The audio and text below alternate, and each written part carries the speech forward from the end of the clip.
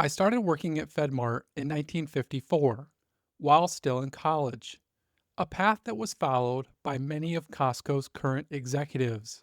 Saul gave us incredible opportunities to learn the business, teach us the skills and core principles we applied throughout our business careers, and then later when we launched Costco in 1983.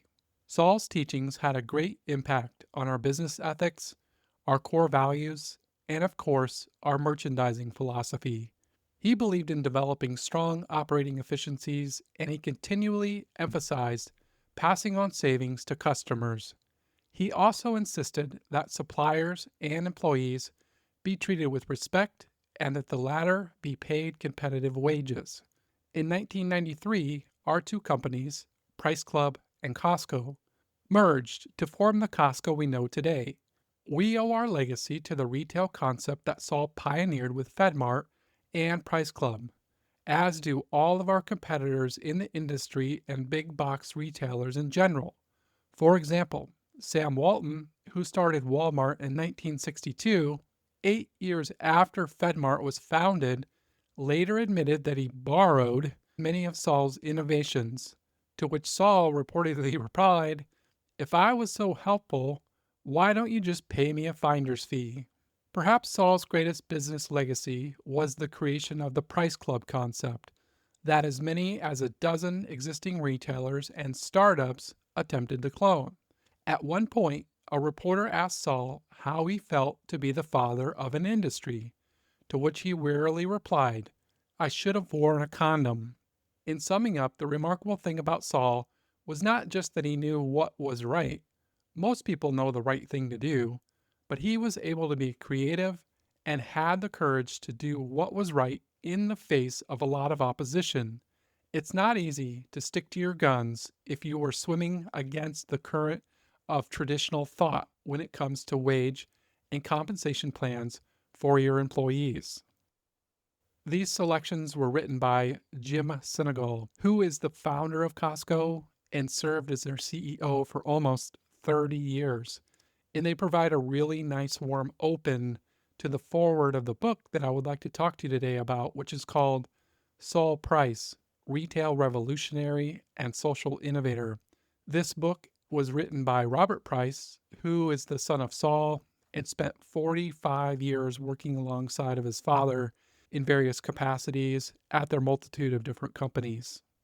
Robert does an excellent job at giving us a comprehensive and thorough overview of Saul's life, which I find personally inspiring, and there's a lot of lessons in here that you and I can learn. Now, this episode was originally going to be on Sam Walton in the book Made in America, but I felt it more appropriate to go back in time a little bit and look at the roots of retailing. It really helps to understand where Sam Walton got a lot of his ideas from, and that was Saul Price. He had a major impact on the way that Sam developed Walmart and then later on Sam's Club. I'm really excited to share the many lessons found in this book today with you and how we might think about them in terms of applying them towards our businesses. As with all episodes, I'm really trying to pull the most valuable lessons for us, along with looking at where that sense of purpose comes from and what makes great entrepreneurs that you and I study so deeply driven. The episode isn't intended to be a comprehensive summary of the entire book, but I do hope to leave you with a good understanding and hopefully, most importantly, you'll have the desire to pick up the book and read it and have it in your own personal library. If you find some value in the episode today, maybe you could just do me a quick favor and leave me a review on your favorite listening platform. That would help me out a great deal. For each episode, I read a new book here. I compile all of my highlights, my notes, I conduct supporting research, and do some cross-referencing to make sure everything's factual and on point. And then finally, I record and edit the show to upload it for distribution. The process is incredibly rewarding for me, and I've always loved reading ever since I was a child. I've always been reading, but by making the podcast after I'm done reading the book, I get to spend an extra 15 to 20 hours with that book, learning more and reflecting, thinking about the various concepts and how to tie them together across different industries, or look at patterns that are emerging, such as entrepreneurs who pay higher wages, those that work in an early age and learn the value of a dollar, or those that gain massive respect from their teams because they're always on the front lines and leading in the trenches. I really want to deliver value for you and your business, and I do hope to reach more people. So your review is extremely helpful to me, and I just thank you in advance if you could take a quick moment and do that for me. All right, with that, let's turn our focus to Saul Price and learn about the legend of legends. I first heard about Saul Price maybe a year ago or so when I was listening to the Acquired podcast on Costco. And if you haven't heard that episode, it is simply fantastic. I'll leave a link in the show notes down below, and I would highly, highly recommend it. It is a great use of time. Those guys do a really good job vetting out Costco in the early roots and focusing on Saul. One thing that really jumped out at me was a quote from Jim Sinegal about what he learned from Saul Price, and let me just read for you here what it says. Jim recounted the time that he received a call from a reporter to answer some questions. A newspaper reporter called me, he said. Gee, you knew Saul that long? Since 1954? You must have learned a lot. My response was, no, that's inaccurate. I didn't learn a lot. I learned everything I know. For me, that's an incredibly bold statement. And I find it admirable that Jim, who was the student, he drops his ego and he gives credit directly to the teacher. It kind of reminds me of what Kobe Bryant said about Michael Jordan. Everything I learned about how to play the game, I got from Michael. Kobe was just obsessed studying Michael Jordan. He watched hundreds and hundreds of hours of game tape, analyzing every move and every step. And then on the court, he would mimic those actions. Kobe ended up becoming a master of the game, but he still has that same mindset. He openly gives credit to his teacher where it is due. And for you and I, when we hear about great teachers of this caliber, it should really make us take a pause and focus our attention on them, because great teachers in business, they are rare, yet they offer us a really deep learning, often in very practical, in simple terms, which is what I think makes them so great. Simple and deep. It has a very profound meaning in life. This is why I'm excited to talk to you today about Saul Price. And if we hop in our time machine, we'll head back to January 23rd, 1916. We're going to find ourselves in the Bronx, where Saul is born to Jewish parents that had immigrated 10 years previous to the United States. They came from Eastern Europe and they were seeking a better life like so many of the immigrants at the time. As a boy, at the age of 3 or 4, we see that Saul develops a drooping eyelid over his left eye, and this was a result of a sickness. And this leads a lot of other kids at school to tease him. In order to compensate for this, it says that he would be an overachiever in school. Now, Saul's mother, Bella, she's going to be a major influence in his life. She was extremely hard worker. It says that she was a skilled knitter and a sewer. She worked in the factories, and she would also make garments for the entire family, keeping everyone clothed. As a young child, well, he's observing actions of his mother, and she really instilled in him a strong work ethic and a sense of responsibility. These are going to translate very heavily into his later life, as he would become known for his consistent hard work and his drive and his high standards of ethics. At the same time, Bella, she's also an advocate for Saul. She saw how smart and intelligent he was, and she would push him hard in school. And then she would also push the school to let him skip a few grades. If we just jump into the book here, it says, being an overachiever meant reading at an early age, holding his own with the adults in games of cards and chess, and doing well in school without really trying. Saul skipped 2 grades, entering high school at the age of 13. That reminds me a little bit of Ed Thorpe on episode 2. I also believe that he skipped a couple of grades in primary and maybe early high school. He was very advanced, just like Saul here. But at the same time, it says that Saul was a bit mischievous in school, and Bella's going to find herself down at the school one day for an incident that had taken place. The teacher's going to tell her the following. The teacher told Bella that her son was very smart, but she warned that Saul could go in one of two directions: a career as a gangster or someone who would do much good. I mean, talk about giving it to you straight, I guess.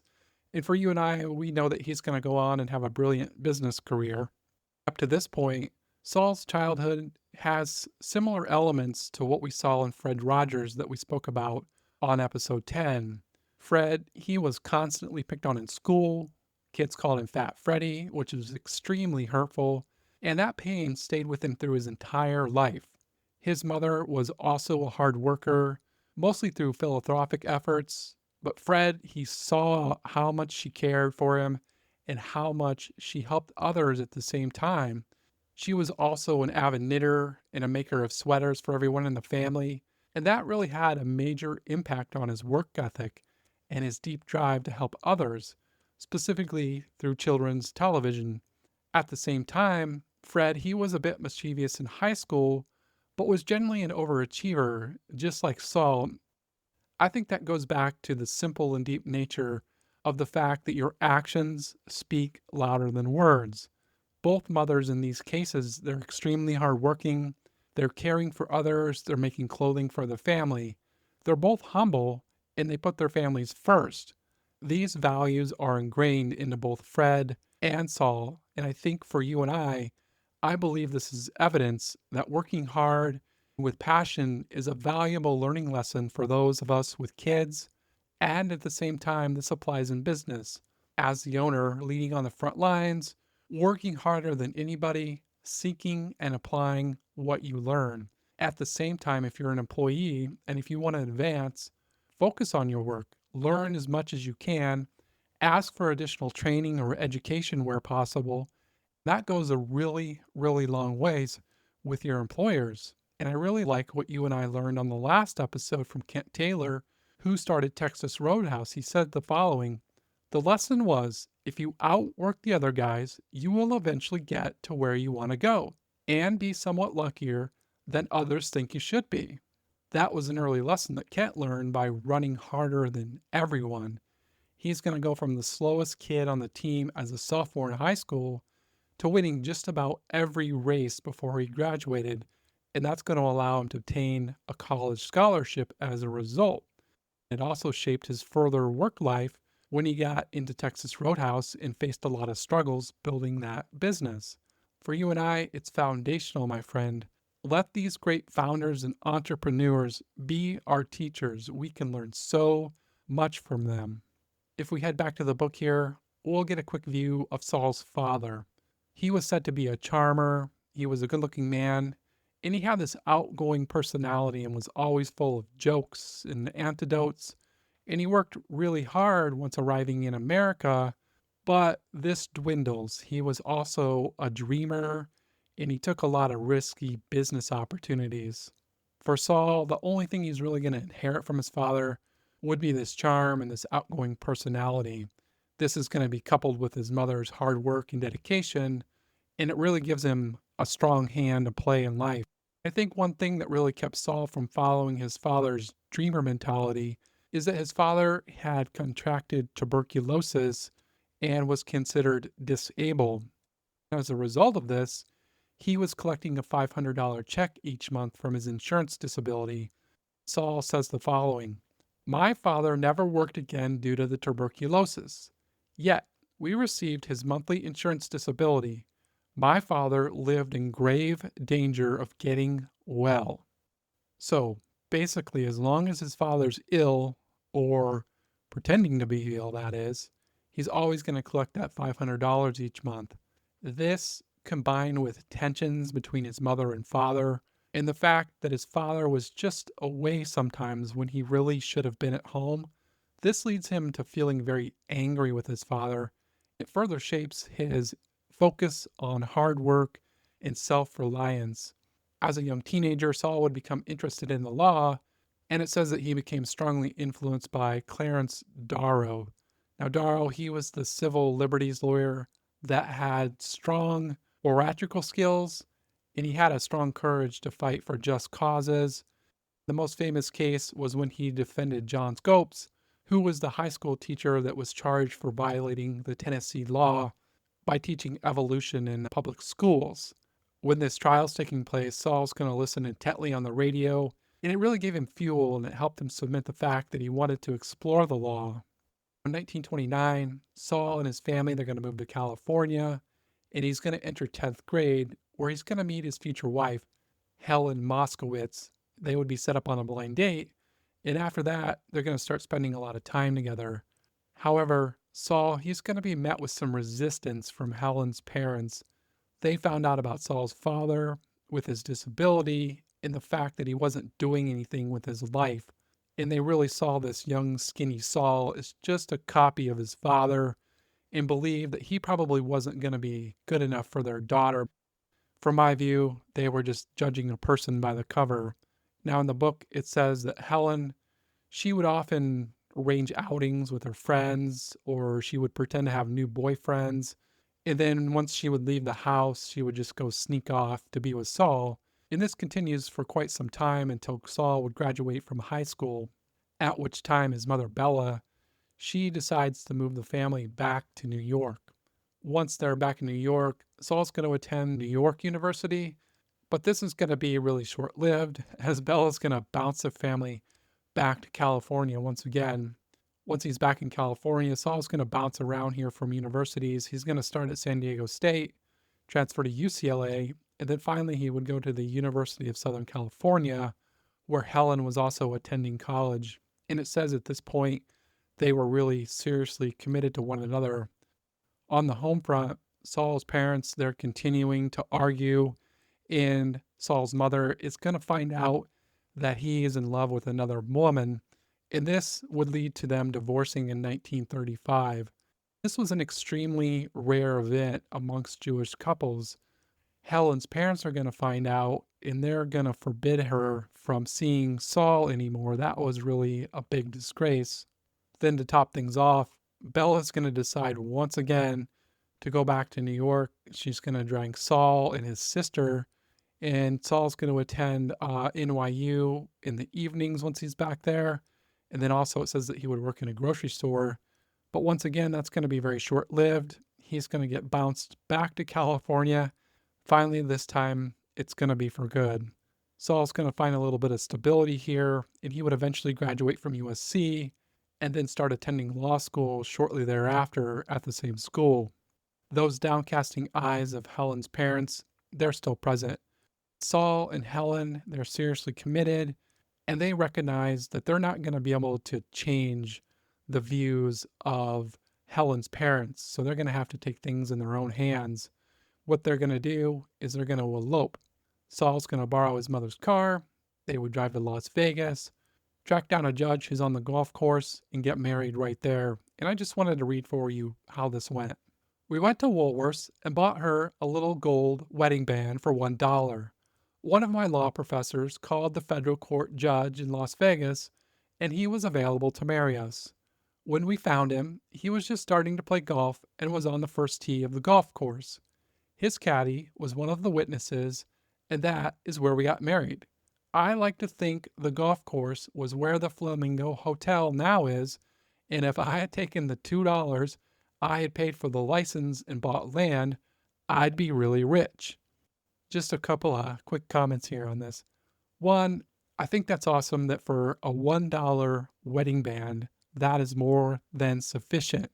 It's not about some fancy ring, it's about love and commitment. Two, I can really feel the passion here that these two had towards one another. And that says something impactful when you're willing to be married on a golf course, more as a formality than anything. Again, just the level of commitment. Saul and Helen, they're going to go on and be married for 70 years. Yeah, 70 years. That is impressive. It really shows their deep love and commitment towards one another. Plus, Helen, she's going to be very supportive of Saul as he's growing his law firm, and then later on building FedMart and Price Club, and more on this in a little bit. Saul continues to press forward, and in the summer of 1938, He's going to graduate from USC Law School, where he graduated top 10 in his class. And then his next step after this would be to study and pass the bar. Now, by this time, Helen's parents, they started coming around a little bit after Saul had graduated. I think they saw that he was really dedicated to doing good for himself and doing good for Helen. Before he would pass the bar exam over that summer, they're going to have a proper Jewish wedding. Then, after the wedding, something important is going to happen here. Helen's father is going to introduce Saul to a gentleman by the name of Jacob Weinberger, who had a law firm in San Diego. He's going to let Saul start out working there, just taking on small cases, allowing him to get his feet wet, and he would get to keep 1/3 of anything that he brought in. It says in the book that he made about $800 in his first year. But something more important is happening here, and this next sentence I believe is very critical. For Saul, working at Weinberger and Miller was less about learning the technical aspects of the law and more about relationships and the community. And I think right here, this is the first peek that we see at Saul's purpose and what drives him. The relationships he develops now and over the course of his life. He cherished relationships and also the community. He had a deep respect for the community and providing valuable services, not only in the law, but also in business later on to come. I love these first openings of someone's life when you can see that passion. Let's keep going here. Things are going to continue to open up for Saul. His boss, Weinberger, is going to be appointed as a judge, and this really opened up a lot of legal work for Saul. He started taking on some of his clients, specifically the Jewish charitable organizations and a lot of the local businessmen. As a young lawyer, this is going to further strengthen his commitment towards the community by not charging for legal services. He was doing a lot of work for free, as described in the following way. Not charging for one's legal services, especially for a young attorney struggling to earn a living, might not have been so obvious, but Saul must have figured that one part of being a good lawyer was to give back to the community by not charging nonprofits for his legal services. He certainly was in no position to donate money to Jewish charities, and besides, his pro bono legal work introduced him to many people in the community, some of whom eventually became his clients. This free work right here, it's allowing Saul to perfect his craft. He's developing those meaningful relationships, and it helps him to establish his name amongst the community. And this is really a small tuition to pay that later on in life is going to have exponential results for Saul. He learns the ins and outs of businesses before he even makes the transition from a lawyer to an entrepreneur. So, in my mind, he's really just gaining this business education early, and he's going to have these skills that he can pull from later on. I think this is also a similar concept that we saw in Henry Ford. When he was growing up in Michigan, he had this passion for taking things apart, repairing watches and farm tools, and he often did this for free for his neighbors. It was these free jobs that built him a reputation as a reliable mechanic, and most importantly, it gave him confidence to start experimenting with engines, steam engines, and then later on gasoline engines. I've also found that by doing work for free, this has often been some of the most rewarding work that I have done. At the same time, I think my mind feels open to learning and looking at things differently. Generally, when I'm doing free work, it's something different, supporting a charity or a volunteer cause. And I'm not an expert. I'm there to learn and help. And I've always found that very rewarding. And I do think it's a valuable lesson for both you and I. This is an incredibly effective tool to help us build a foundation in our careers, or if we're transitioning to a different career, or just plain have some passion or interest that we want to deeply follow. I challenge you to put yourself out there, take on some new challenges. I think that is when you and I learn the most. It just really fires me up to be learning from Saul and tying this in with Ford.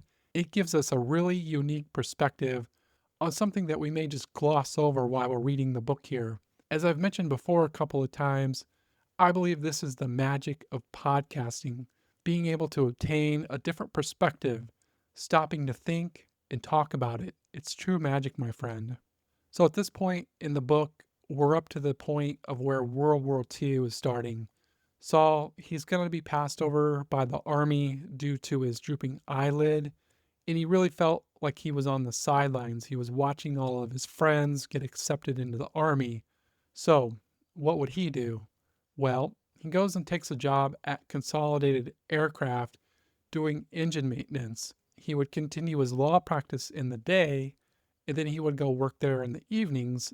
And this finds him working 15 to 16 hours a day. He wasn't required to work at Consolidated, but he felt obligated and he wanted to be part of the efforts.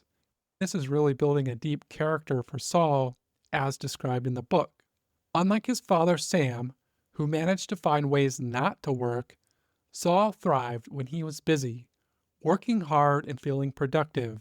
His desire to work and get the most out of every hour of the day was not characteristic of his early years. Saul commented that he never worked very hard in school, at least not until law school. Beginning with his early career in law and at Consolidated, Saul would continue to live his life working hard and taking full advantage of every hour of the day.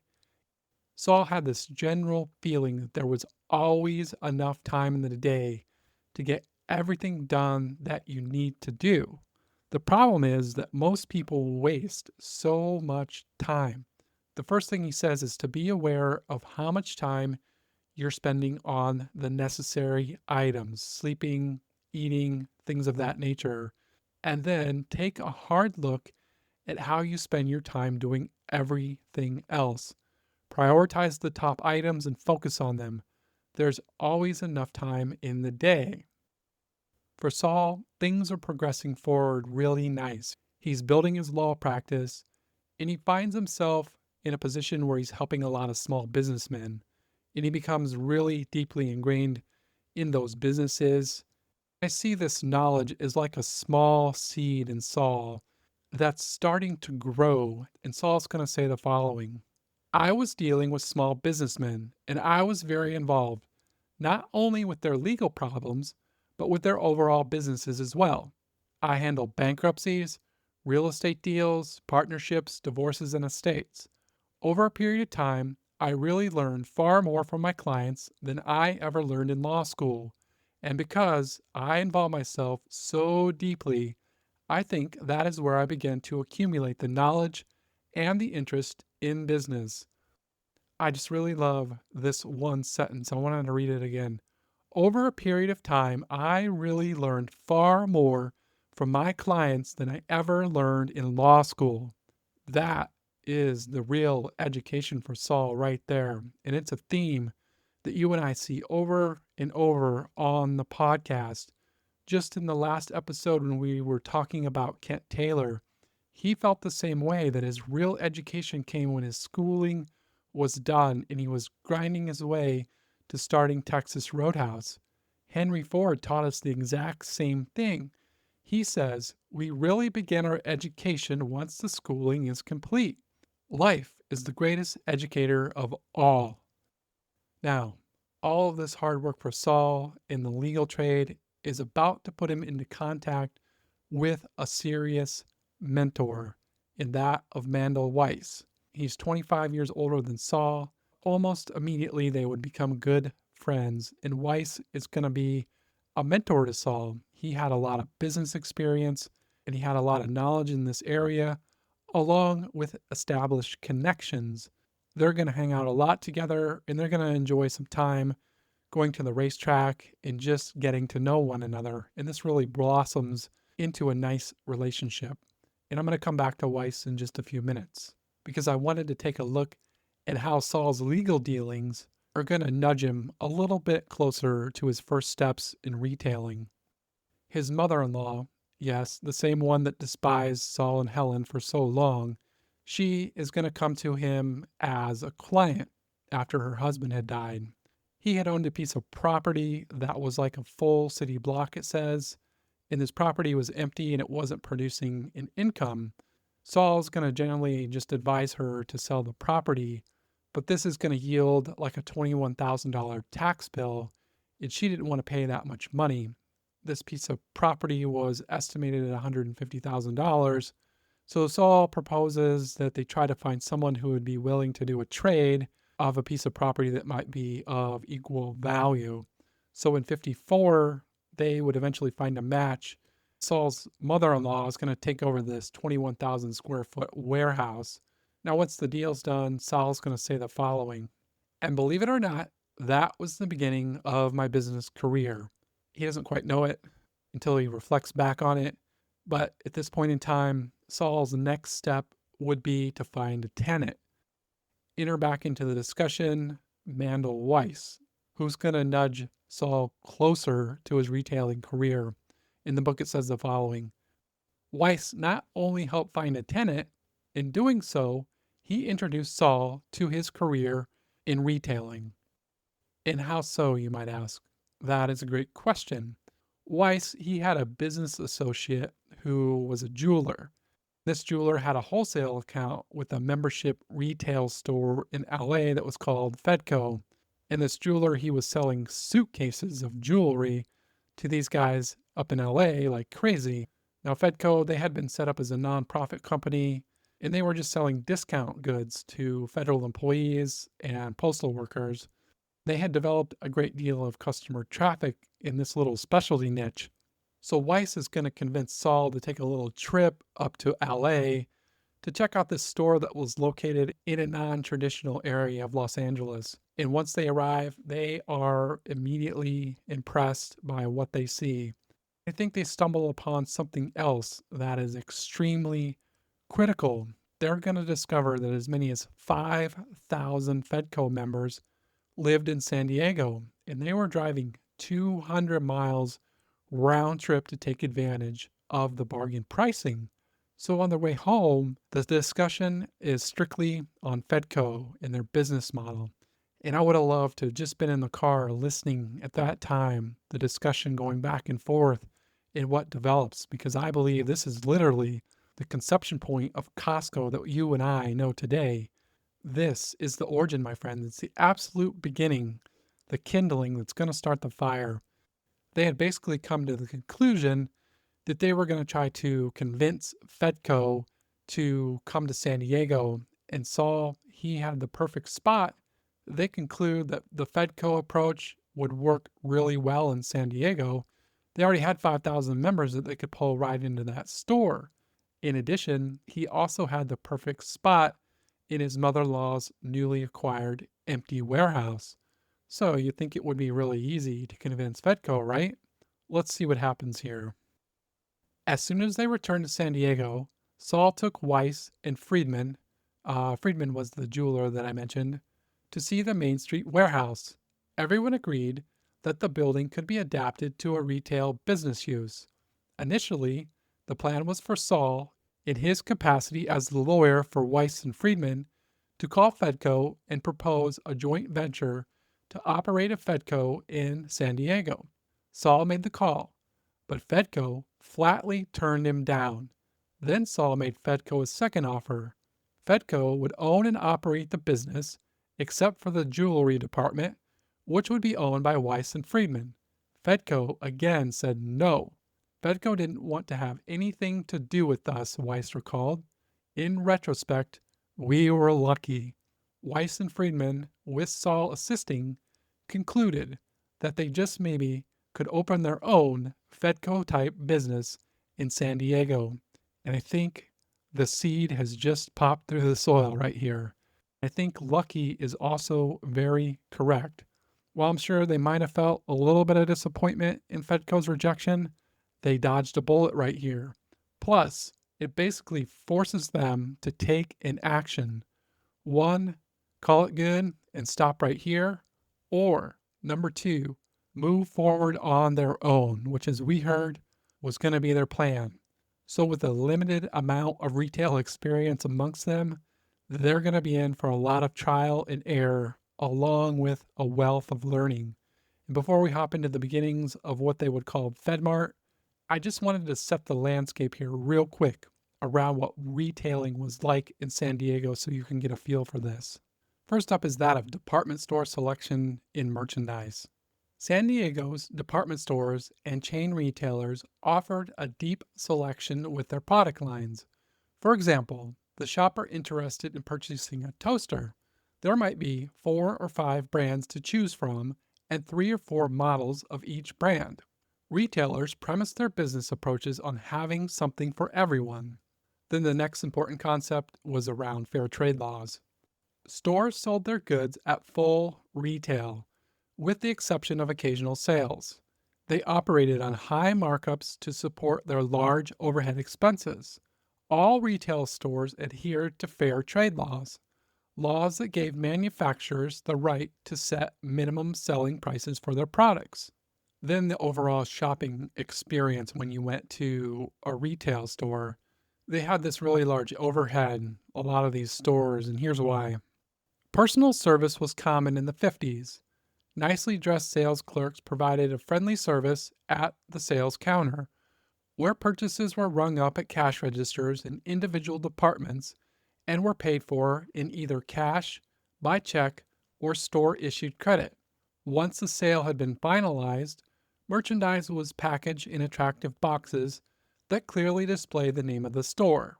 These stores were a visual experience, with colorful merchandise displays in the window facing the sidewalks, bright display cases inside the store, and special decorations at the holidays, along with the Santa for the children. A shopping excursion to downtown was a major event, with women wearing gloves and hats and their best dresses. Shoppers would spend most of the day going from store to store, stopping for lunch with their friends at one of the more fashionable restaurants. As we can see right here, this is where all the overhead went to. But things that are brewing in the retail industry in San Diego here. The middle class is expanding quite rapidly.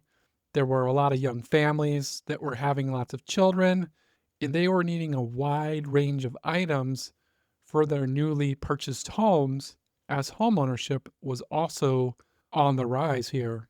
Then another important thing happens in 1954. Saul is going to take a little trip to New York, where one of his cousins is going to convince him to go see a new kind of retailing discount store, and this was called EJ Corvettes that had opened in 1948. And what Corvettes was doing is they were selling home appliances and products for deep discounts way below any of the fair trade prices. And you might ask, well, how were they getting around this? That's a great question. What they did is they sold memberships. This is a concept that was pioneered by Eugene Forkoff.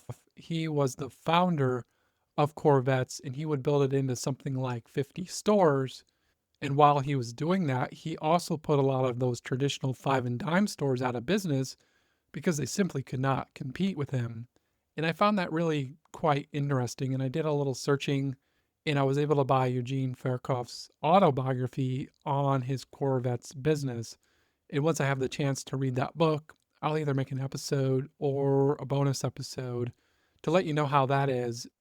I really like how we're guided by the things that we read and having the choice to be able to explore it further or let it lie. I think that's huge. Like how I was going to start with Sam Walton, but decided to go back further to look at Saul, and now even further to look at Eugene Furkoff. Now, the book doesn't really say how much of an impact this had on Saul, but I can only imagine that it really helped him cement the fact that he was on to something big here. So at this point, they decide to keep moving forward with their plans to open the Federal Employees Merchandise Mart, or FedMart. And Saul would say the following, reflecting back on those early days. Most of us had backgrounds that were alien to retailing. We didn't know what wouldn't work or what we couldn't do, but they were committed, and FedMart was born. And right here, we see a really valuable lesson for you and I, and that you don't need to be an expert in something to simply get a business started. I believe starting is simply half of the battle. These gentlemen, they're all ambitious and they want to figure things out, and they would do so as they went along. And if you have that drive and that focus, anything is possible. Look at Elon Musk, for example. He didn't know how to build rockets prior to starting SpaceX, but he went to great lengths to educate himself and hire the talent that could help him set aggressive schedules, learn from his mistakes, and they blazed a trail forward to develop functional rockets. And we have SpaceX today as a result. The same things happen here with Saul. To get things started, he is going to go out and raise $50,000, of which 5K was his own money. And it says in the book that that 5K was really a lot for Saul. And he believed that he's really going to be successful. And he had that confidence. And this really gives him more fuel to drive towards developing a profitable business. It says that in the beginning, they're going to structure FedMart as a nonprofit. And then what they're going to do is they're going to set up a second company called Loma Supply. And that was their for-profit side of the business. Loma would go out and purchase all of the merchandise, and then they would mark it up like 5% and sell it to FedMart. And it was that 5%, that was the only thing they really got to keep out of the operation. They're going to lease that warehouse from Saul's mother for $1,000 a month. And then another smart thing here, what they did is they made an out in their lease that basically said if they weren't doing very well after the first year, they could cancel that lease. And I think that was actually a smart move on their part. It can never hurt to ask for additional clauses or concessions in our leases here. And that was wise of them to do. They're all brand new. They don't know retailing. They're learning on the fly, and they wanted to have that out. Saul, he's also going to have an out when it comes to working in law and opening his retail business. And we'll talk about that here in a little bit. So they're going to get the business off the ground in November of 54 for just $50,000. And right here, we're going to see another insightful comment by Saul, one that I really love. I used to say afterwards that when we didn't know what we were doing, it only took $50,000 to start a business. And 5 years later, when we're really experienced at running FedMarts, it took $5 million to open. Such a great insight right there. When they first started, they're scrappy. They build their own shelves, and they're doing a lot of the hard work themselves. Then as they grew, things became a little bit more complex and fancy, but they had a model that they could work from. For me, these are really the fun and exciting times when you're just getting started and you really got to be scrappy and you're always hustling to make ends meet. Later on in life, when you reflect back, you can really see and appreciate all of this hard work that you put in. But when you're going through hell, getting started, it doesn't feel so appreciative. At any rate, they're going to open in 54. And in order to shop at FedMart, you would have to be a member of the military or the federal government. And then you were required to purchase a $2 paper membership that was good for life. They're going to do something really wise here. They're going to keep their stores open until 9 p.m. And this was a major hit, especially for those working class families, because those traditional stores that we talked about just a little bit ago, they all close at like 5 or 6. So just by extending their hours, they made things available to their clients and their customers. In addition, all of the products are going to be what are considered self-service. So basically what that is everything was displayed on wooden shelves that they had made. You would collect whatever you want, and then you would just take them to the front of the store where they had a central clerk. And this concept was considered self-service, and this was really a new trend at the time in retailing. This is one that we're familiar with today, but when this was just getting started, this was really an innovative approach in retailing. Some of the first products that they sold would be mattresses, clothing, luggage, furniture, power appliances, hardware, large and small appliances, and liquor. Everything is going to be cash only, except for the furniture and those large appliances. They were just starting to accept credit on those. And how much do you think they might sell the first year? Let's see what Saul has to say. From the day that FedMart opened for business in November of 54, the store was an immediate and spectacular success. Saul later recalled, "We had anticipated that we might do $1 million the first year, but it ended up approximately 3 times more than what we expected. It was the hottest thing to hit San Diego in a long time." With this smashing success, they're going to see a little bit of trouble from some of the other businesses in the area. In one instance in particular is really going to catch them off guard, and it's going to cause them to shift the way that they conduct business. It still plays into the way that Costco operates today. Let me just read for you here how this went down. Right before we were going to open, a guy came into the FedMart premises. He represented himself as being a betting inspector from the state of California, who's responsible for seeing that things like pillows and mattresses do not have any deleterious stuff in them. Here comes this betting inspector, and he has a long list of questions, and he hands them to Leo Friedman, our first president of FedMart Corporation. And the questions had nothing to do with pillows and mattresses. I politely and firmly told him to get the hell out of my place. If he wanted to close us down, to take his best shot. We never heard from him again. As a result of the betting inspector's experience, Saul concluded that we, FedMart that is, had to be super careful about what we did. We started developing rules of behavior, especially with regard to representations or things we were putting out to the public. So in the history of FedMart, in printed materials, never once did we use a superlative such as best, lowest, or cheapest. We did not use any comparative pricing. As a result of the betting inspector incident, our whole approach to the way we marketed to people from then on up to the present day was totally different than the conventional approach. This just feeds into Saul's passion about his fiduciary responsibility to the customer. He says the following.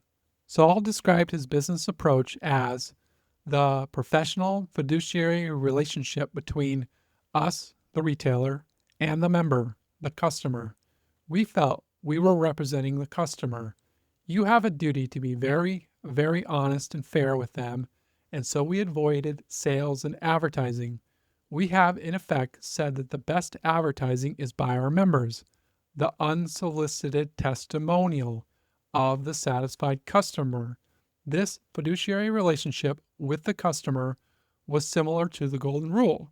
The way Saul put it, if you want to be successful in retail, just put yourself in the place of a cranky, demanding customer. In other words, see your business through the eyes of the customer. That is absolutely right. Service before profits, as we've learned from Henry Ford so many times. If you put yourself in the customer's shoes and you treat them with respect and you give them a fair and a decent value, you're sure to attract attention, and word of mouth is by far the most powerful advertising we have in our businesses. With Saul and FedMart, we can see that this worked. They tripled their sales in the first year. Saul, he wanted to test his idea in a new market. Would FedMart work somewhere else? But before they did this, they're going to make a few brief legal changes in their organizational structure.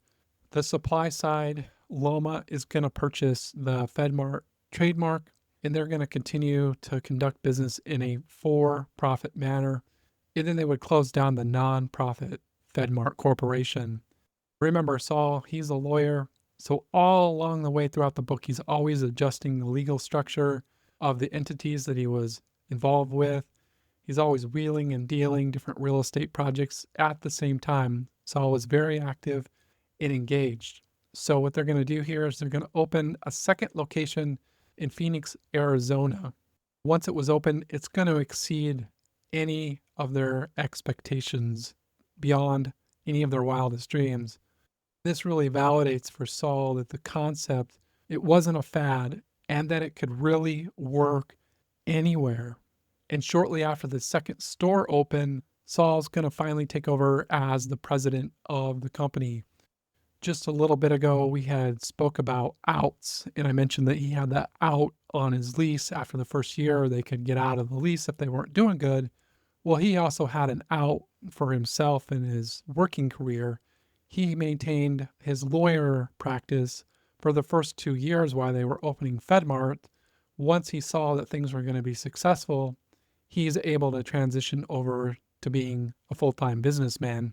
Now, if things hadn't worked out, he still has that out to stay in his law profession. I think that was cautious yet smart by Saul at that time, especially with not a lot of experience in retailing. With the success in Phoenix, They're going to go on and open a third location in San Antonio. Here at this point of the book, we see Saul confront a wage issue. And this is really going to help him shape his policy around the way he paid employees all across his company. Let me just read for you here. At the time the San Antonio FedMart store opened, employers were paying their employees 50 cents an hour. Saul knew that people couldn't live on 50 cents an hour. He decided that the wage rate at FedMart would be $1 an hour. Of course, everyone wanted to work at FedMart. The fact that Saul was concerned about giving decent wages to employees was one thing, but why would he require FedMart wages to be twice as much as his competitors? FedMart was paying employees $1 an hour in San Diego and in Phoenix. The wage decision in San Antonio was simple. Employees in San Antonio worked just as hard and as well as other FedMart employees. FedMart had excellent profits in San Diego and Phoenix while paying good wages. Why not apply the same wage philosophy in San Antonio? Like what we've learned on previous episodes, when you pay your employees higher than market rate, you can really attract the top tier talent who's going to come in and they're going to work hard for you and they're going to feel connected for the company. So he's a high integrity businessman. He treats others with fairness and respect, and he didn't care what the norms were in San Antonio. He did the correct thing by his employees. Imagine if he only paid them 50 cents an hour. I have to believe that his employee retention would be really low. Plus, if someone came along and offered 70 cents an hour, what do you think those employees are going to do? They're probably going to split, and FedMart is always going to be looking for new employees. Many companies, they might spout off some cost of living bullshit or something silly like that. Saul, he doesn't do that. He takes the high road. He pays his employees an honorable wage that is very, very respectful. And speaking of doing the right thing here, his next store is going to be in Dallas. Just listen to this. FedMart built its first store in Dallas. Saul was negotiating a mortgage for the property with a major insurance company when he noticed that the mortgage agreement stipulated that FedMart must maintain separate bathrooms for whites and colored people. Saul told the lender that the separate bathroom provision was unacceptable and he would not enter into the mortgage agreement unless the provision was removed. The lender did in fact remove the provision, and FedMart was able to complete the mortgage on the Dallas property and operate its business with one set of restrooms. Once again, Saul chose the right way and was able to achieve a victory in the battle against segregation. We see Saul, he's changing the landscape of retailing yet again. One restroom for all humans, regardless of color. Should have never been separated in the first place, but Saul, he chooses the right way for his customers and he gives them honor and dignity that they deserved. Now, the next step for Saul here, with all of the success, is going to be to take the company public, and this happens in 1959. They're going to sell 170,000 shares of the company at $11, raising almost $2 million. They would end that same year with sales of $26 million and about $470,000 in profit, which is not too bad for a 5-year-old company, I must say. Saul's going to continue to expand his product selection across his store footprint.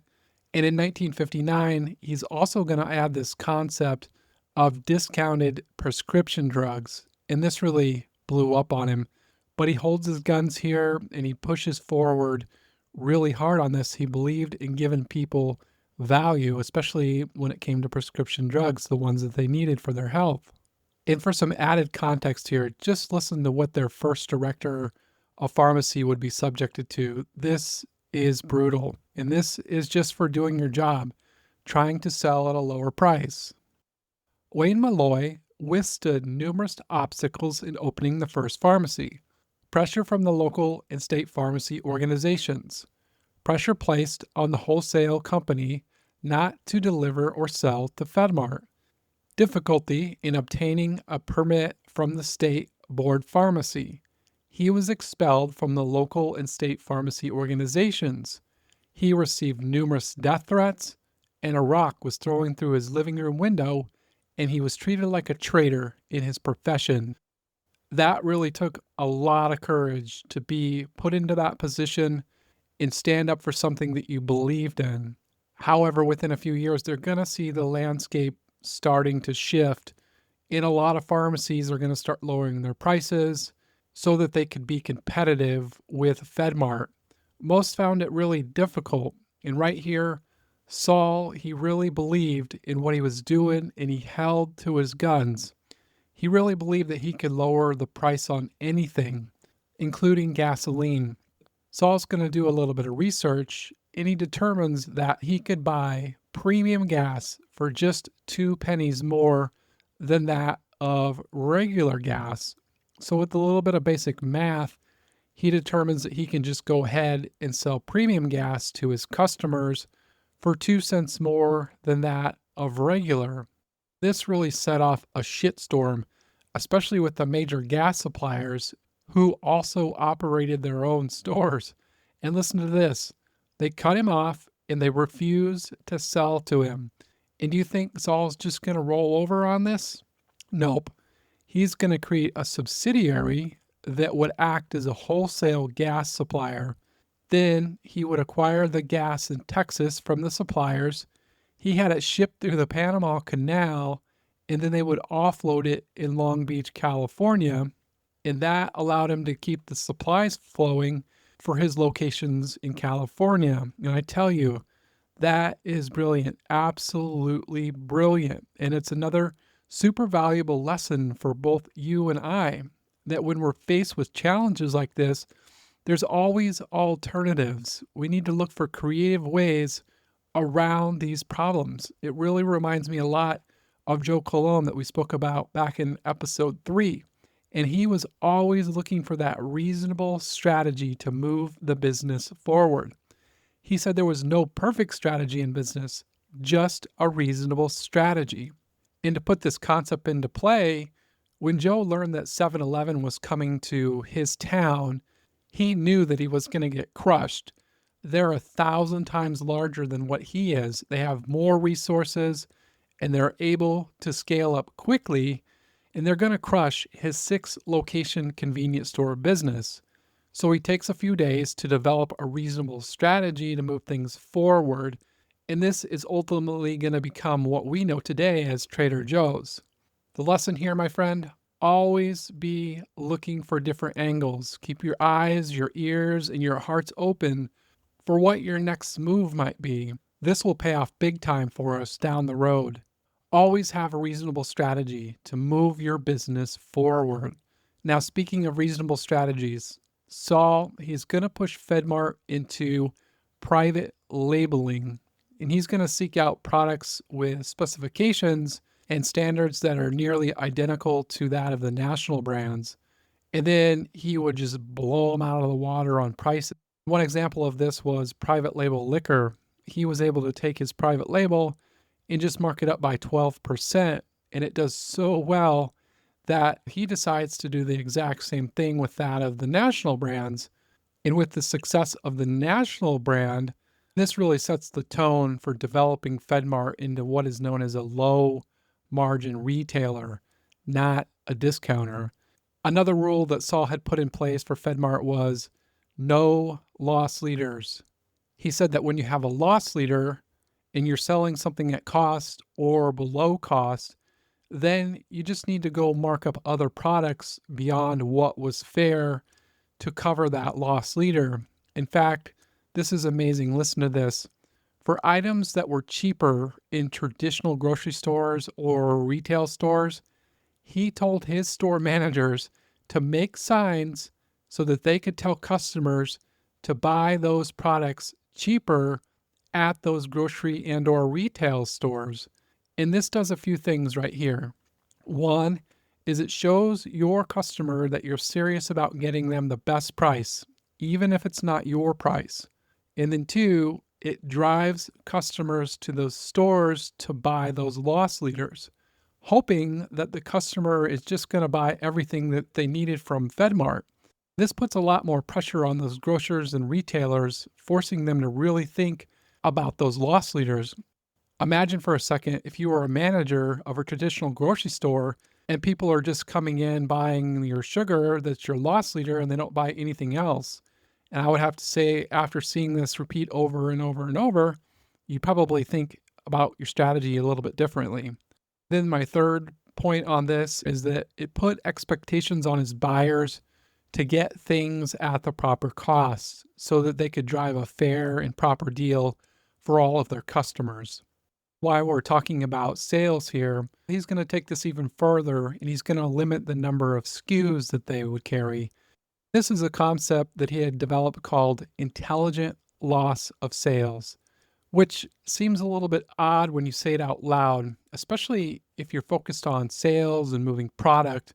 Once you stop and think about it, though, it really does make sense. And I just wanted to kind of walk you through what this entailed. So, the conventional thought is to stock as many items as possible. And the example in the book is a 3-in-1 oil that came in sizes of 2, 4, and 8 ounce. What FedMart decided to do was just carry the 8 ounce size because it offered the absolute best value on a per ounce basis. The intelligent loss of sale turns this upside down, believing that the customer is more sensitive to price versus that of selection. The customer that really needed this oil, well, they're going to buy the 8 ounce size because that's all there is on the shelf. And that was acceptable for most customers. Now, there were a few who didn't need that 8 ounce size and wouldn't buy it and they would pass it over. That right there is the intelligent loss of sale.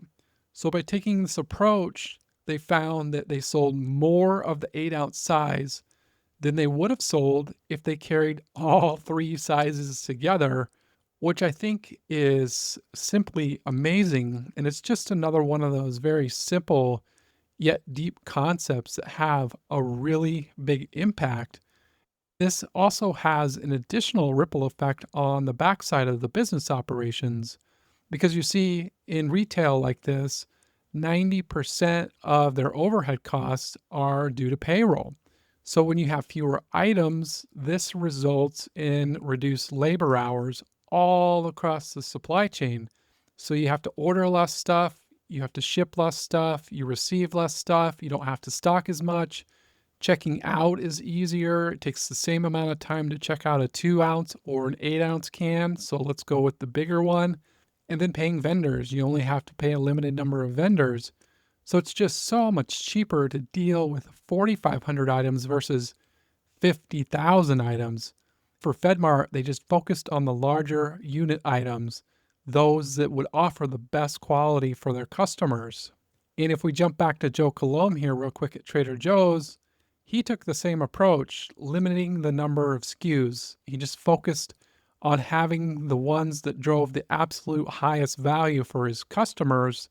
And he saw a really great success with that model. He allowed each SKU to be a profit center.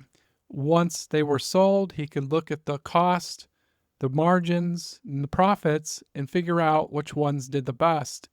That was really a game changer for Joe Colomb when he was building Trader Joe's. I think this is also something that we can seriously learn from. And I really urge you to think about this concept for your business and how it might have an impact. Saul, he was really passionate about providing top value and fair prices for his customers. And this is putting a lot of pressure on the retail world at the same time. So many retailers are cutting their margins and they're trying to drop their prices to compete with FedMart. So another thing that I really like about Saul here, he was passionate about giving great value, but just as passionate about teaching and teaching his employees well. And he took really, really good care of them. And one employee that we heard from at the top of the show, that of Jim Sinegal, he was hired by Saul in 1954 at the age of 18, and he started at the very bottom. He was unloading trucks and stocking merchandise, but Jim, he was an extremely hard worker and he was very intelligent, and he rose up through the ranks quite quickly, reaching executive VP over shipping and merchandising for FedMart. And he's also going to be Saul's protege for more than 60 years. That's phenomenal. I really just love what Jim said about Saul. We heard this at the top of the show, and I think these words are just powerful. I wanted to take a moment just to reread them again for you and I. Jim recounted the time that he received a call from a reporter to answer some questions. A newspaper reporter called me and said, "Gee, you knew Saul that long? Since 1954? You must have learned a lot." My response was, "No, that's inaccurate. I didn't learn a lot. I learned everything, everything I know." And that such a profound statement because it really expands out to everyone in the business. Saul was a really great teacher, but he also expected you to think. Saul really wanted all FedMart employees to think about what they were doing, why they were doing their jobs, and why it was important to the success of FedMart. He wasn't a big fan of procedures and training manuals because he really thought that the manuals were a substitute for thinking. I think that description of Saul's teaching methods carries a lot of weight. Saul really wanted his employees to feel connected to the business, taking that ownership and feeling empowered to be able to make decisions on their own. And I just really love that line of thinking, and I want to expand upon it here just a little bit. It reminds me of a video that I saw not long ago with Mr. Beast, Jimmy Donaldson, where he said that his goal was to train his most trusted employees to think like him. And he says in doing so that he has a little mini clone of himself. Now, he does say that this takes many years for this to happen, but he's been doing this so long that he now has several copies of himself in these people that he can trust to make decisions exactly like he would. So, thus, he's basically multiplying his decision making power. And this makes a dramatic impact in your business when you can have multiple people thinking like you and making high quality decisions. And Saul, right here, he's using the exact same approach 60, 70, 80 years before Mr. Beast. I think if you're in a heavy growth stage and you're stretched really thin, I would put a major focus on this concept that you need to develop what Saul calls your alter egos to help push you further. And let's just take a look at Saul's thinking here. He must teach his employees to become his alter egos so that they understand the importance of their jobs and perform their jobs as well or better than he, the owner, would if he had the time. As a corollary, the owner of the store needs to use his time to do the highest skilled work and delegate less skilled work to his alter egos. In that way, the owner will devote his time to managing the business and making sure that his alter egos are doing their jobs and doing them well. Saul really demanded that people use their brains and run the business. Don't let the business run you, you run the business.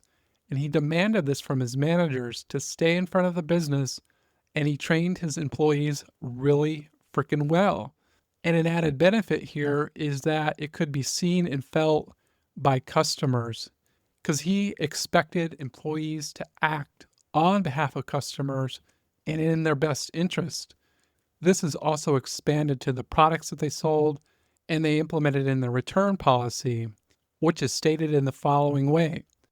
Everything we sell is guaranteed unconditionally. We will give an immediate cash refund to any customer not completely satisfied with the purchase made at FedMart. No questions asked. And that policy still exists today at Costco. I know I've taken several things back and have been issued a refund almost immediately. We take that really seriously, and it went a long way for Saul to build that customer loyalty. And I believe that Sam Walton must have lifted this concept in the early days of Walmart with his satisfaction guaranteed positioning and his immediate refund policy. And let's just hear what Sam would have to say about Saul. I learned a lot from Saul Price, a great operator who had started FedMart out in Southern California in 1955. I guess I've stolen, I actually prefer the word borrowed, as many ideas from Saul Price as anybody else in the business. I really like Saul's FedMart name, so I latched right on to Walmart. Quite impressive, I must say. And I'm really looking forward to the next episode when we'll cover Sam Walton and how he built Walmart. Now, right now, we're in the year 1962, and we're going to see the emergence of many discount retailers in this year, specifically Kmart, Target, and Walmart. In FedMart, they're going to start feeling the pressure from these discounters real soon, especially in Kmart, who would compete fairly hard against them in many markets. So by 1975, they are definitely feeling this pressure. And Saul, he's going to travel to Europe to take a look at some hypermarkets. These are basically stores that are selling everything under the sun. Saul was trying to get some ideas on how to expand, make FedMart better, so that he could stand up against the competition that he was seeing. Now, while he was in Europe, he's going to meet a gentleman by the name of Hugo Mon, and he's going to be immediately impressed by these hypermarkets that Hugo's running. And at this point in time, it says in the book that Saul was generally open and quite frankly that he liked the idea of selling FedMart. So they're going to work out a deal in which FedMart is going to be taken over by Hugo Mon and his company. Now, the next thing that happens, this is shitty and it's shady, and I just want to go through this. During their entire negotiation process, Hugo was described the following way.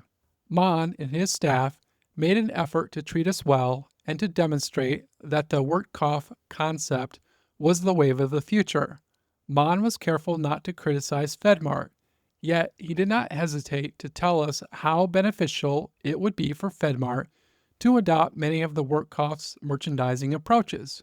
In fact, we were impressed with the dynamic nature of the Wertkauf concept, demonstrated by the sales volume being achieved in their stores. When we returned to San Diego, we had a meeting with Saul to confirm that yes, we thought Wertkauf was an impressive concept, that we liked the people we met, and the relationship with Mon and his company would help FedMart. So the deal's going to move forward, and they're going to close, and they're going to transfer the business over to Mon.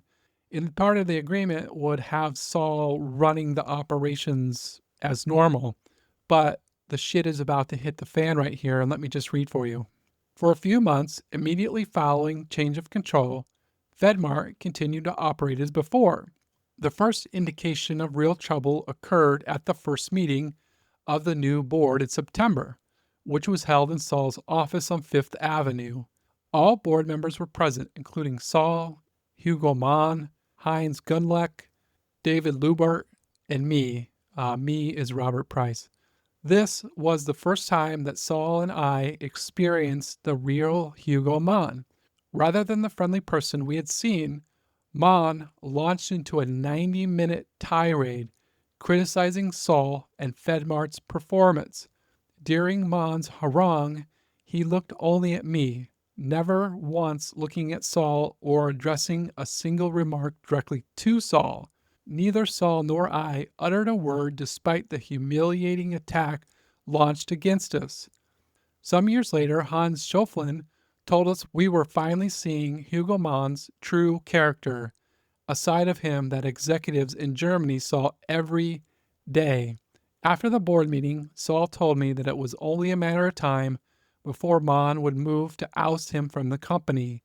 Saul said that we should continue to operate the company in a responsible way, but prepare for the inevitable.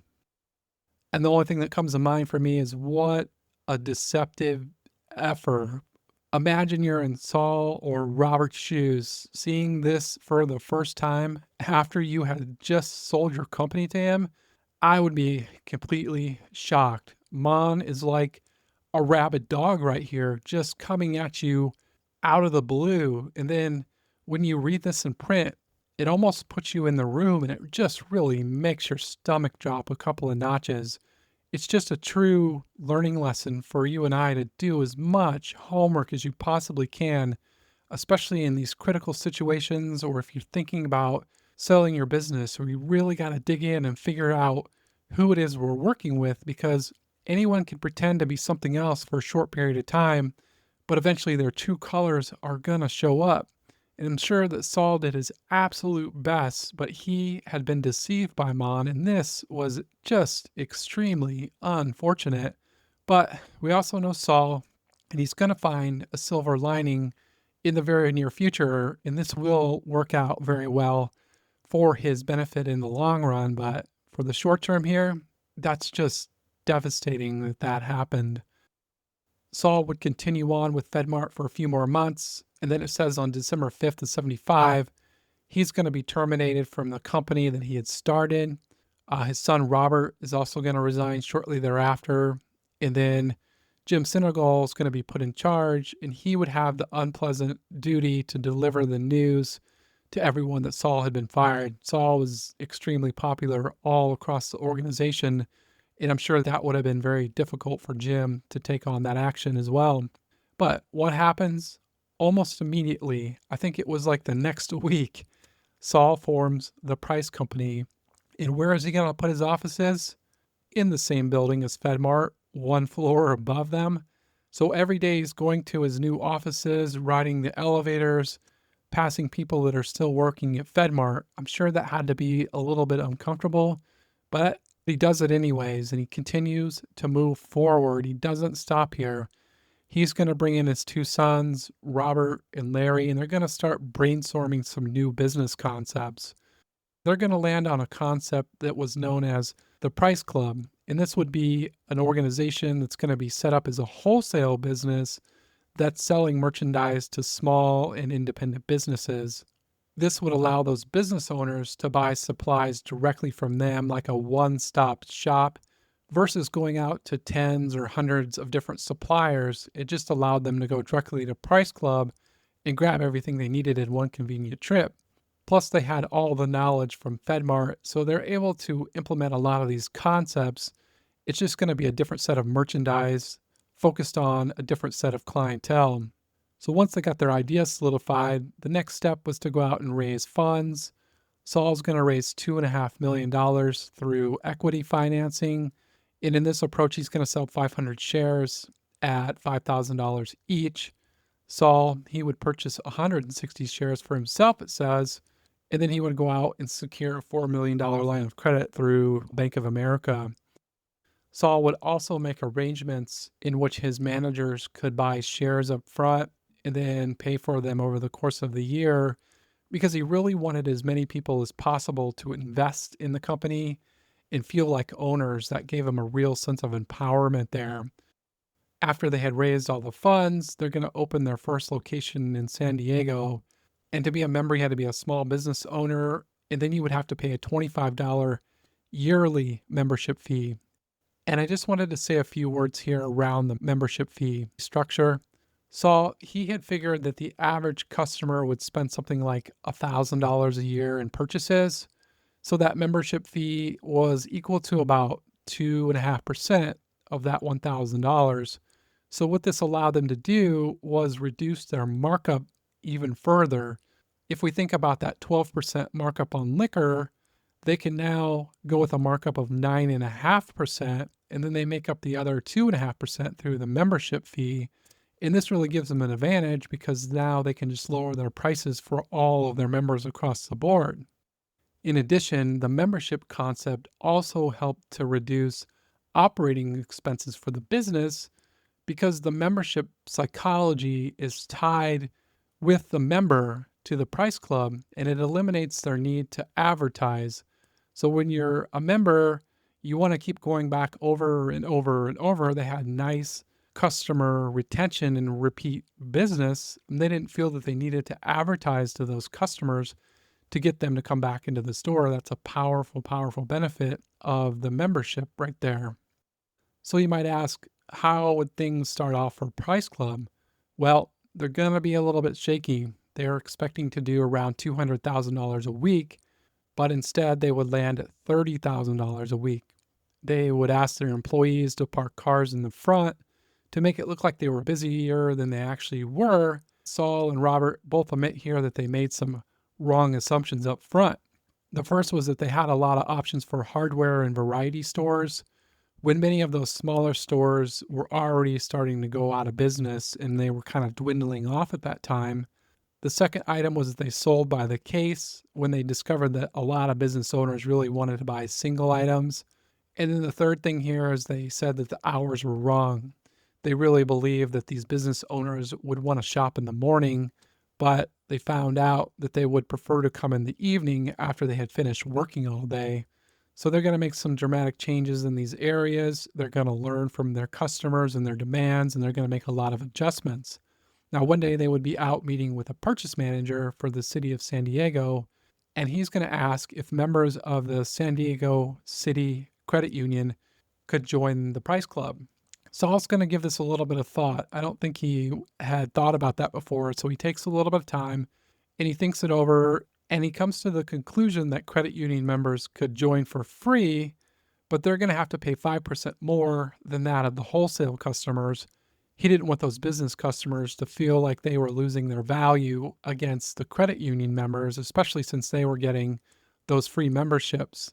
This really worked out to be a wise move for them. And it made all the difference in the world because those credit union members, they're going to join in very large numbers and they're going to outpace those business customers.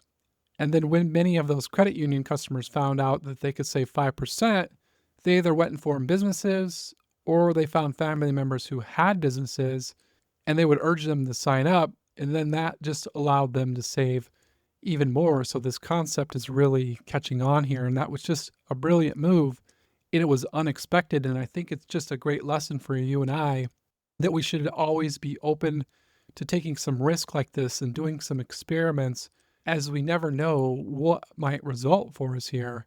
If they would have passed on this, possibly they wouldn't have survived long term, or maybe it would have just taken longer to get them into the black. By November of 76, they're doing 151,000 a week. That's quite a dramatic jump up from just 30,000 a week. From this point, they're going to start repeating the FedMart expansion playbook. They're going to open in Phoenix, followed by another location in San Diego, and then Mesa, Arizona. And they would become extremely efficient at moving merchandise. So efficient, in fact, that their suppliers were basically funding their business. And listen to this goodness here. Price Club, they had $8 million in inventory and accounts payable of $7 million. So that's about a 90% payable to inventory ratio. Now, by the end of fiscal year 81, Price Club accounts payable ratio had increased to over 120%. So in short, the Price Club suppliers were basically financing the Price Club business. So if we stop and think here, at $8 million, basically you have 30 days to pay those vendors. So that gives you 30 days to sell those products. And with a 90% payable to inventory ratio, you're basically outlying about 10% of true cash to those vendors. Now, if we look at 120%, that would be like having $12 million in inventory, 30 days to sell it, and then you only owe $10 million. So this means that they're turning inventory quicker than every 30 days, and then they were reordering inventory that went into the accounts payable. They were just selling it that stinking fast. This is really magic for them because they're able to stockpile a large war chest of cash. It's simply incredible if you ask me. A low number of SKUs with the largest items priced fairly and reasonably at a low margin, just blowing them out of the water. Now, I'm going to talk about something here that we haven't mentioned yet. That is the famous hot dog. So the story goes that they were getting a lot of inquiries from vendors to sell hot dogs. But Saul, he really felt that if anyone was going to sell them, it should be the Price Club. So they would go to Hebrew National and they would agree to sell them hot dogs at a discount. And then they would also provide their first carts. The Price Club is going to sell that quarter-pound hot dog in a can of soda for $1.50. And for those of you who are Costco fans, well, you know so well that even to this day, you can get a hot dog and a can of soda for the same price of $1.50. I don't think it's a can of soda. I think it's a fountain drink. But regardless, $1.50, that's quite impressive. And they stuck to their guns on this. They wouldn't change the price and they would keep it the same. I can really feel Saul in the Price Club each time I look at that sign in Costco. And for me, it's just a nice flashback to the pioneering nature of Saul and his team. If we keep going forward here, in 1978, they're going to become a public company. And this would be a result of having more than 500 shareholders. And then in 82, they're going to get listed on the NASDAQ. And things are going really well for Saul right here. But they're soon going to lose a valuable member of the team in that of Jim Sinegal, who would be part of the founding team and the CEO of the newly formed Costco.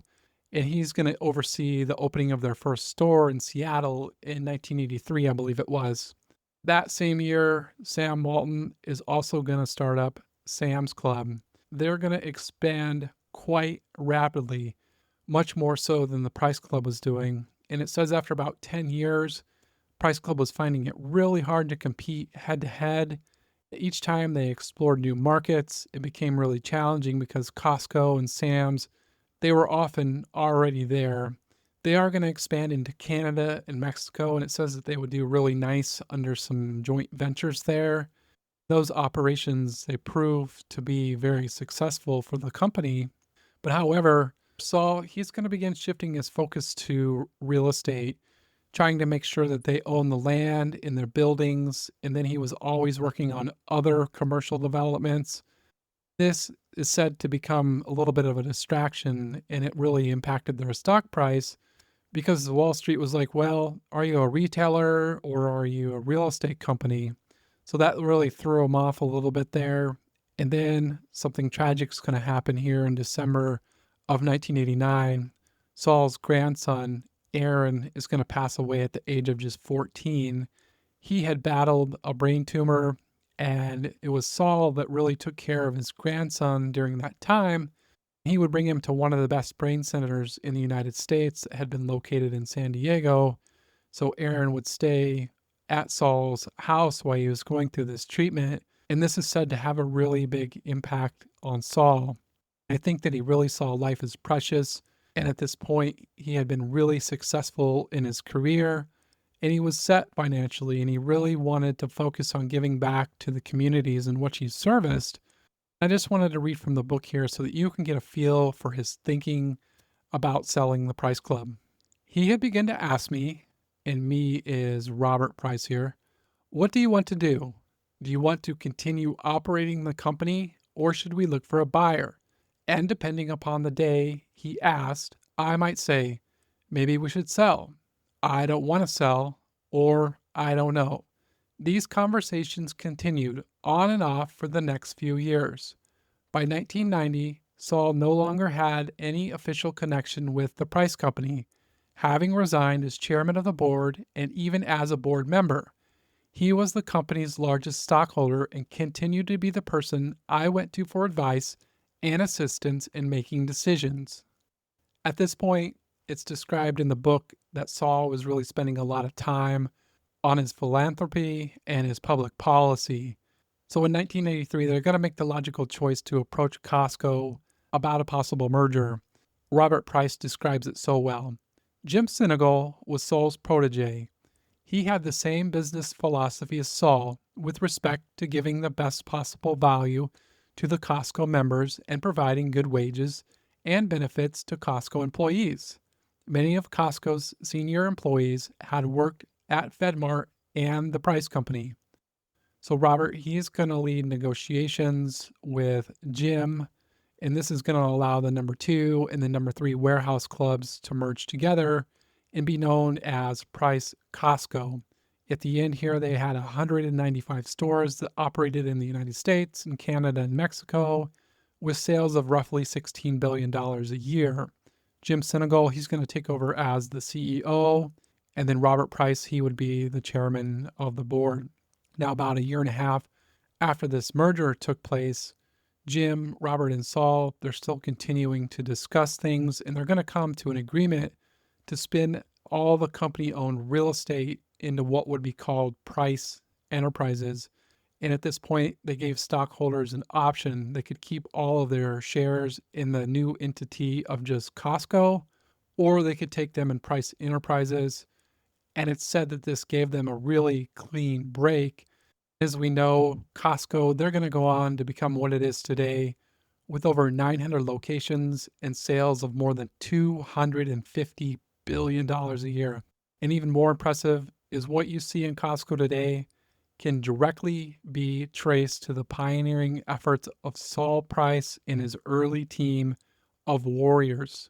Now, past this point in the book, Saul is going to be heavily involved in real estate dealings, but he's primarily focused on his philanthropic efforts. Mostly those would come through the Price Family Charitable Fund. He's going to direct something like $6 million into UCSF Brain Tumor Center. That was the location that had treated his grandson, Aaron, so he was really dedicated to providing funding for them. And then Saul, like he did in business, he's going to scale up his giving efforts. One such effort was known as the City Heights Initiative, and this was a project to revitalize a rundown section of San Diego. With his involvement, he's going to invest more than $50 million to help the local community and turn it into a vibrant, multicultural neighborhood, is what it says in the book. And he really put a lot of heart and soul into this. As a result, it made a big impact for those residents that were living in those communities. As we pivot towards wrapping things up here, I just wanted to share a selection from the book that was written by Robert, and I think it sums things up real beautifully here. First of all, the business world was a seamless extension of his personal values. Many business people have the attitude that in business, you do what you have to do to be successful, including sometimes paying lower wages and not providing healthcare benefits to employees, or perhaps fudging a bit on adhering to the letter of the law. Not Saul. He always strived to do the right thing. Saul, the capitalist, lived his business, philanthropic, and personal life as a socialist, drawing on the values instilled in him by his socialist Jewish parents combined with the principles he had learned in law school. In the end, he saw himself as a fiduciary for his customers and his employees. So well written. I really enjoyed that selection. Saul, he's going to pass away December 14th of 2009 due to natural causes in La Jolla, California. His life was well lived. He made a major impact to everyone that he came in contact with, and he molded the retail experience, the one that you and I know today. My deepest thanks to Saul for his leadership, his honesty, his integrity, and for living with full purpose that kept him deeply driven. At this point in the episode, I'd just like to turn our attention to some of the key lessons that you and I spoke about today. I really believe in reflection. It helps us build those deeper connections. As I'm going through these, just imagine how they might help you in your business in full or even in part. The first lesson is to embrace hard work and self-reliance as core values. We saw that Saul's mother instilled a very strong work ethic in Saul through her tireless sewing and her factory work, which really shaped his overachieving nature despite all of the childhood teasing that he would suffer. We saw Saul working 15 to 16 hours a day early on as a lawyer and working in the Consolidated Aircraft Engine Department, and this really gave him the focus and the drive that he needed. At the same time, he expected that same dedication from employees. And for you and I, we should be setting the pace for our teams and leading on the front lines. Be in the trenches and know your business from A to Z, my friend. The second lesson was around building deep relationships and giving back to the community. Saul said that his law career was less about technical skills and more about forming bonds with clients and nonprofits. This built him a reputation that led to business opportunities like that of FedMart. The same was also true for Henry Ford that we saw. He often worked for free as a young man, helping to repair watches and farm equipment, and he did this for his neighbors, and it gained him a solid reputation and also confidence that allows them to progress into building those gasoline engines later in life. So the lesson here is don't be afraid to build those solid connections in the communities that you're servicing because this is going to pay off big time for you. They may not be immediate rewards, but over the long run, those connections will yield great dividends. The third lesson here was learn from real world experience over formal education. Saul, he said that he learned more from his clients than he learned in law school.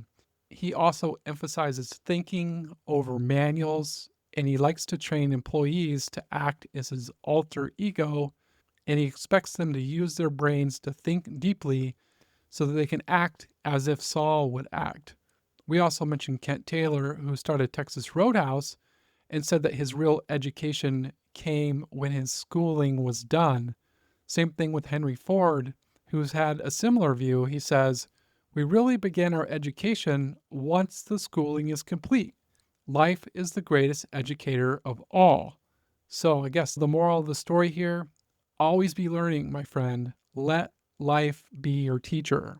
The fourth lesson was to prioritize fair treatment of employees and suppliers. So he paid above market rate, and he insisted on benefits like healthcare, and this attracted top talent. He treated suppliers with respect, and he fought for one restroom for everyone against the segregation norms at the time in Texas.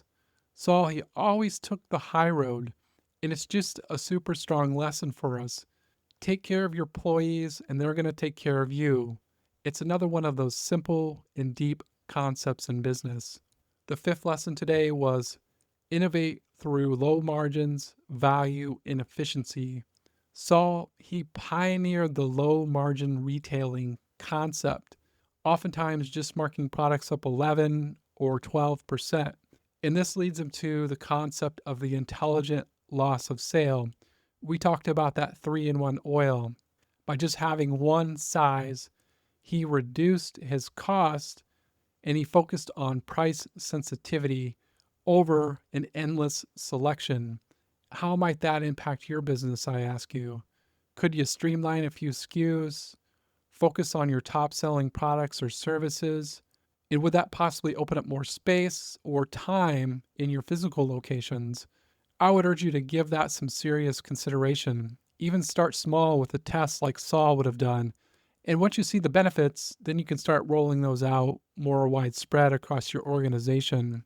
The sixth lesson here is to adapt creatively to challenges and competition. And we spoke about the reasonable strategy. And this is one that we talk about quite a bit here on the show.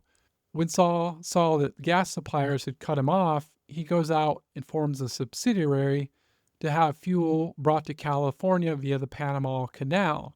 When they faced rejection from Fedco, they went and started FedMart.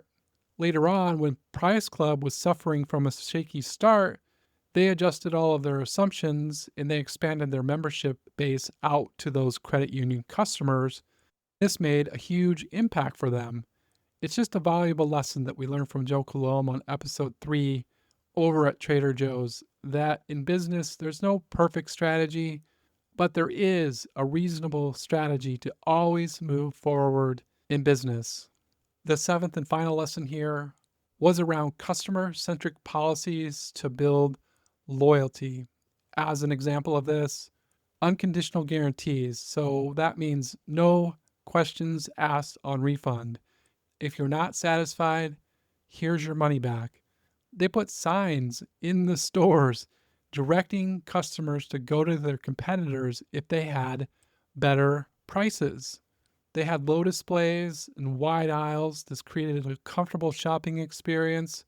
They had convenient store hours and they focused on maximum value. I believe that these lessons alone can have major benefits for you and I in business. Those are the top lessons and my takeaways from the episode today. I believe that Saul is a legend of legends whose simple yet deep principles influence everyone around him directly and every one of us listening today indirectly. I want to thank you today for listening. I've had a really great time reading this book and learning so much more about Saul Price, and then just taking the time to outline all of my notes so that I could record this podcast today for you. For me, I really feel a great sense of purpose when I'm learning about these great entrepreneurs that you and I get to study. And being able to share them with you is really a great pleasure for me. I sincerely hope that you found some value today in the show and can use some of these lessons in your business and that they will make an impact for you and the customers that you service. If you like this show today, if you could possibly just consider leaving me a review or maybe even sharing it with a friend or a business associate, that would mean a great deal to me. Again, just thank you for listening. I hope to see you back here soon. Until next time, make it a beautiful day in the neighborhood, my friend.